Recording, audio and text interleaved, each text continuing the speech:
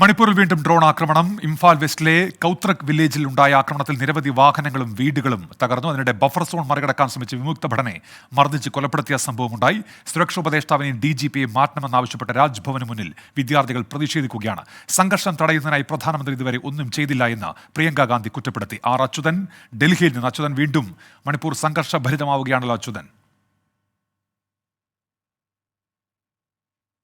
ഉന്മേഷ്, തീർച്ചയായിട്ടും കഴിഞ്ഞ കുറച്ച് ദിവസങ്ങളായി തന്നെ മണിപ്പൂരിൽ നിരന്തരം ഈ ഡ്രോൺ ആക്രമണങ്ങൾ തുടരുകയാണ്. അതായത് ഡ്രോൺ ഉപയോഗിച്ച സ്ഫോടക വസ്തുക്കൾ പല മേഖലകളിൽ നിക്ഷേപിക്കുന്ന ഒരു സാഹചര്യം, അതിനെ തുടർന്ന് വലിയ സ്ഫോടനങ്ങൾ പലയിടത്തും റിപ്പോർട്ട് ചെയ്തു. ഇന്ന് ഒടുവിലാണ് ഈ കൗത്രക് മേഖലയിൽ ഇത്തരത്തിൽ ഡ്രോൺ ആക്രമണം നടത്തുന്നത്. വരുന്ന റിപ്പോർട്ട് പ്രകാരം നിരവധി വീടുകൾക്കും അതുപോലെ തന്നെ വാഹനങ്ങളും കത്തി നശിക്കുന്ന ഒരു സാഹചര്യമുണ്ടായി. പക്ഷേ ഇതിലെ ആളപായം ഇതുവരെയും ആർക്കെങ്കിലും ഏതെങ്കിലും തരത്തിൽ ഈ അപകടത്തിൽ പെട്ടിട്ടുണ്ടോ എന്നടക്കമുള്ള വിവരങ്ങൾ വരാനിരിക്കുന്നതേ ഉള്ളൂ.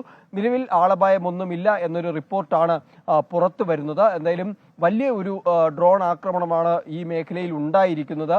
അതിനൊപ്പം തന്നെ ഈ വിദ്യാർത്ഥികളുടെ ഒരു വൻ പ്രതിഷേധം അത് രാജ്ഭവന് മുന്നിൽ നടന്നിരുന്നു. അവർ ആവശ്യപ്പെട്ടത് നിലവിലെ DGPയെയും അതുപോലെ തന്നെ സുരക്ഷാ ഉപദേഷ്ടാവിനെയും മാറ്റണം. അവരിൽ നിന്നും ഈ മണിപ്പൂരിൽ സമാധാനം പുനഃസ്ഥാപിക്കുന്നതിനുള്ള ഒരു തരത്തിലുള്ള ഇടപെടലും അവരുടെ ഭാഗത്തുനിന്ന് ഉണ്ടാകുന്നില്ല എന്നതടക്കമുള്ള കാര്യങ്ങൾ ചൂണ്ടിക്കാട്ടിയാണ് ഈ വിദ്യാർത്ഥികൾ പ്രതിഷേധിച്ചത്. അതിനിടയിൽ ഒരു നേരിയ സംഘർഷം ഉണ്ടാവുകയും ചെയ്തു.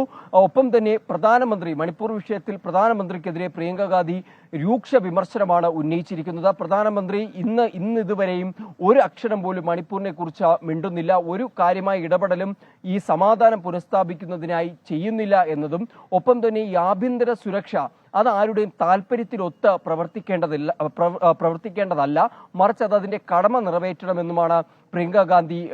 ശരി അച്യുതൻ, ഏതായാലും പ്രിയങ്ക ഗാന്ധി കൂടി ആ വിഷയത്തിൽ വിമർശനം ഉന്നയിക്കുന്നു. അച്യുതൻ വിവരങ്ങൾ നൽകുകയായിരുന്നു.